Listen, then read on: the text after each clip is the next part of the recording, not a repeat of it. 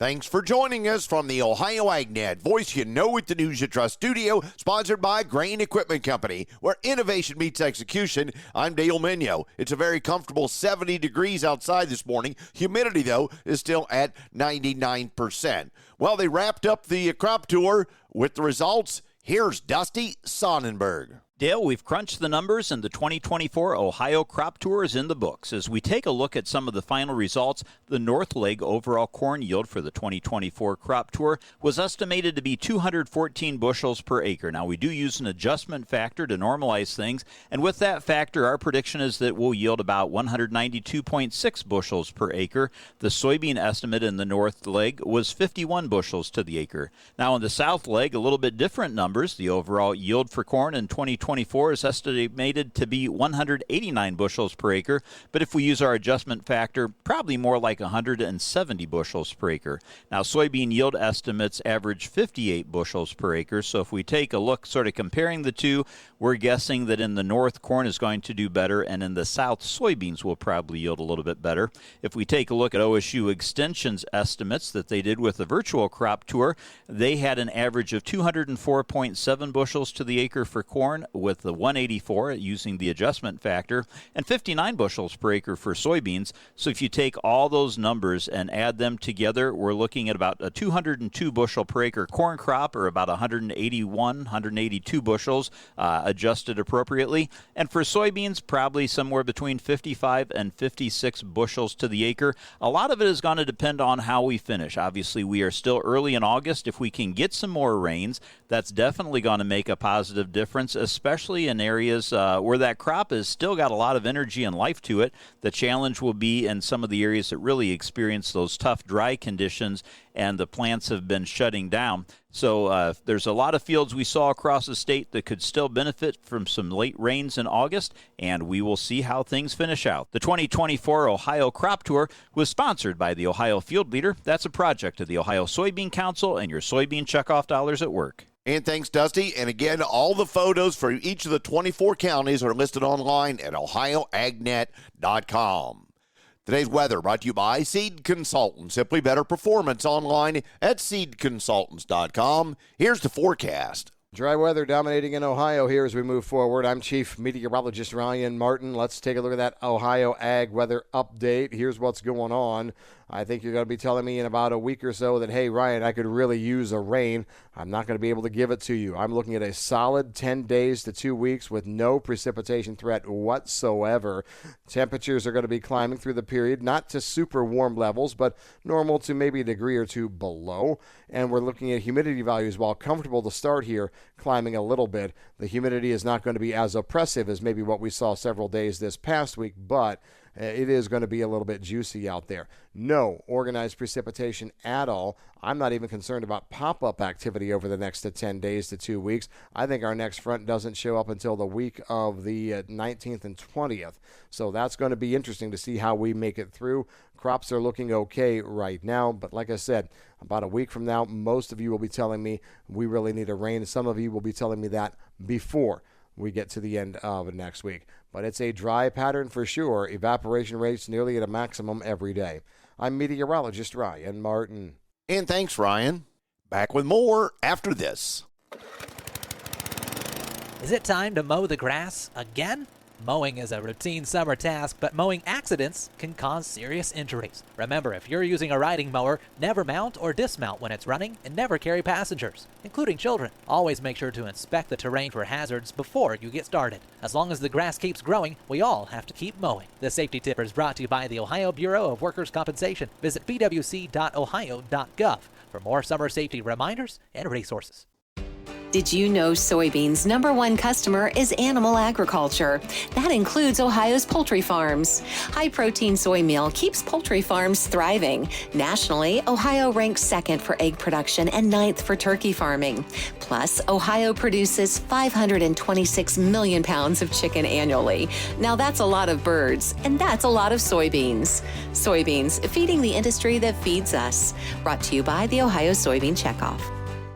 Joining me is Ryan Minyo with BA Genetics. And Ryan, what are you seeing in regard to soybean diseases so far this year? Soybean diseases have been slow to move in this year. we're seeing some bacterial blight, some white mold, and frog eye leaf spots starting to show up. Frog eye is a big concern in soybeans, but is easily controlled with the fungicide application. We saw significant yield loss in 2019 and 20, some cases as high as 20 bushels in untreated fields. We're also seeing an increased number of leaf and pod feeding insects like grasshoppers, green cloverworm, stink bugs, and spider mites. These are crucial to keep an eye on because leaf feeding decreases our photosynthesis production, while the pod feeding insects increase the chance of getting white mold in the pods as they mature. So what can we do to control these pests affecting our soybeans? An application of fungicide and insecticide will do a great job controlling frog eye and any insects feeding out in the soybean field.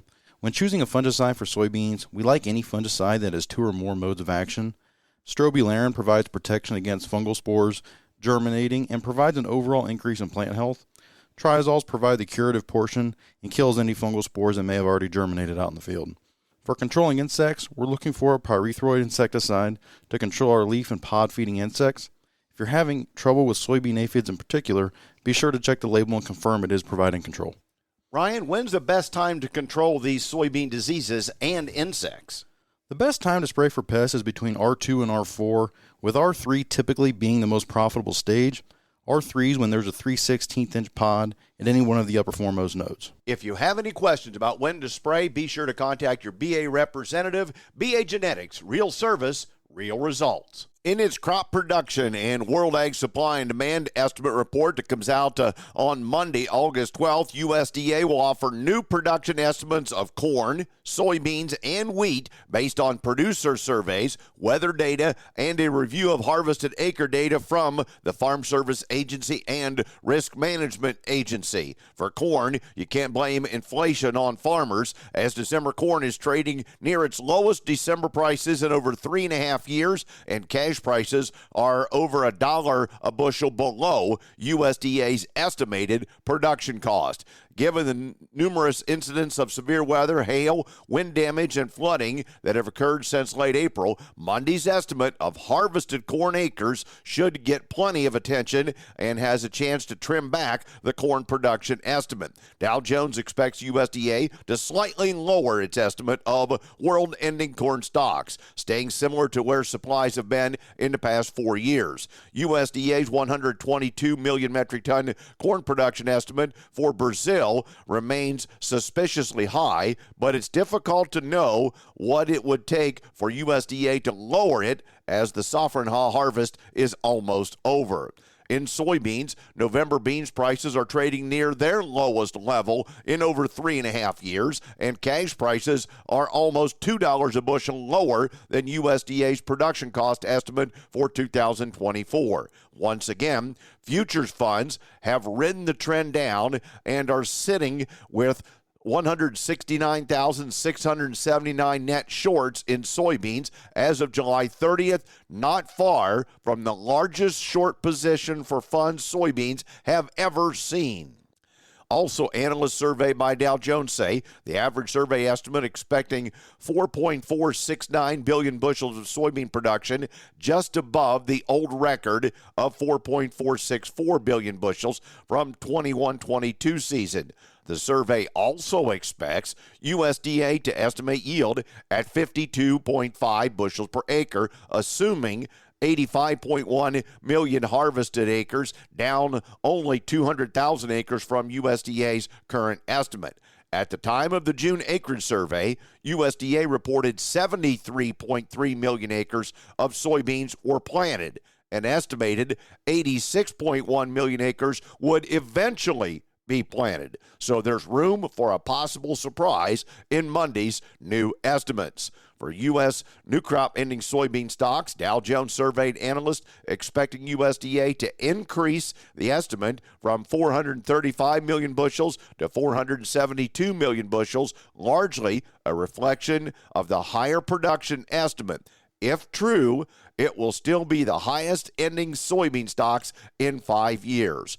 Rounding out the summer's bearish trifecta, U.S. wheat prices are also near their lowest levels in over 3 years, with futures funds holding large net short positions Analysts surveyed by Dow Jones expect USDA will slightly increase its estimate of world-ending wheat stocks from 257.24 million metric tons to 257.30 million metric tons, or about 9.45 billion bushels. The bullish view is that world wheat supplies are at their lowest level in 9 years. The bearish view, however, is that between Russia's production and futures funds, there has been enough selling to hold prices down.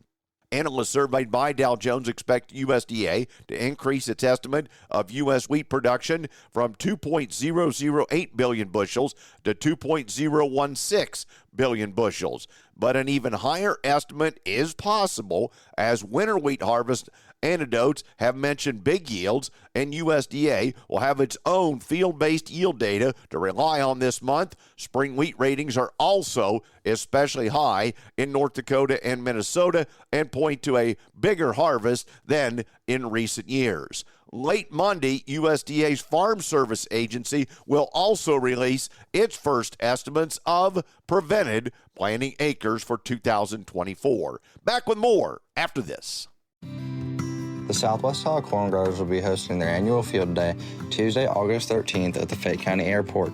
Topics include Agriculture Outlook and Policy Update, Ben Brown, University of Missouri, tar spot detection, and then what, Pierce Paul, OSU, Interseeding cover crops with drones, Alex Thomas, OSU, Economics of Grain Storage, Eric Rieker, OSU. The Southwest Ohio Corn Growers Field Day will begin at 9 a.m. For more information, please visit fayette.osu.edu.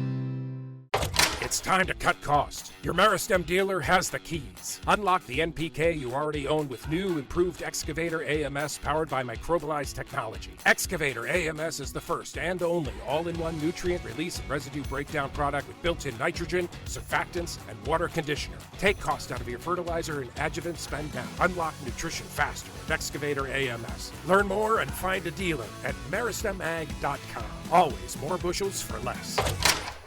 Time now for the Louis Dreyfus Grain Analysis, brought to you by the Ohio Soybean Council and your soybean checkoff. Here's Ryan Martin. Grain markets finished in the red again on Thursday, despite the fact that there were signs that the outside markets are continuing to recover. We ended the day with corn down about 3 to 5 cents, wheat down anywhere from a half to about 4 to 5 cents. The biggest losses coming in KC. And beans down double digits nearby, 7 to 10 in the deferred months. Here's what was going on today. We talked about money flow earlier this week as the Dow tries to recover from that brutal start to the week. Today, the Dow was up significantly, and there were probably not as many wanting to put new positions on in the commodities when the Dow was doing what it's doing. The 10-year bond yield climbed back above 4% as well. Now, there was a rumor out in the marketplace today that the National Ag Statistics Service had completed a satellite study that showed corn acres down about 70,000 and soybeans down 46,000 due to late June flooding. Now, that rumor is correct in the sense that NASS did do a flood study on a very small area surrounding the Missouri River back in June. The study did show losses of those exact numbers, 70,000 and 46,000 corn and beans respectively, but the results were out a month ago, back on July 9th, so that will not be shown in anything at all on the next WASDE report. This next WASDE report is all about yield. That's what it comes down to. Weekly export sales report out today had wheat coming in at about 10.1 million bushels, corn totaling just shy of 29 million bushels, and beans had a good week, total of 48.2 million bushels. Most of that was in the new crop side of things. Speaking of new crop sales, it does sound like China's been in sniffing around for U.S. beans on about a daily basis, but the sales have not been reported on the flash reporting system. Speculation is growing that most of those are being done by COFCO, and they are a U.S. grain merchant right now, and so we won't see these sales show up truly until they shift to the export house. Interesting little insight there. I'm Ryan Martin. And thanks, Ryan. Today's market is brought to you by Seed Consultants. Simply better performance online at seedconsultants.com. September corn unchanged, $3.79 1/4. December up 1/4 cent, $3.97 1/4 cent. August beans unchanged at $10.09 3/4. November up 6 1/4 at $10.14 1/2. September wheat up 6 1/2 at $5.44. July new crop up 5 1/2 at $6.04 1/2 cent. August cattle down 22 at 182.05. August lean hogs down 57 at $90.02. September feeder cattle down $1.47 at $237.42. Thanks for joining us. This is the Ohio AgNet.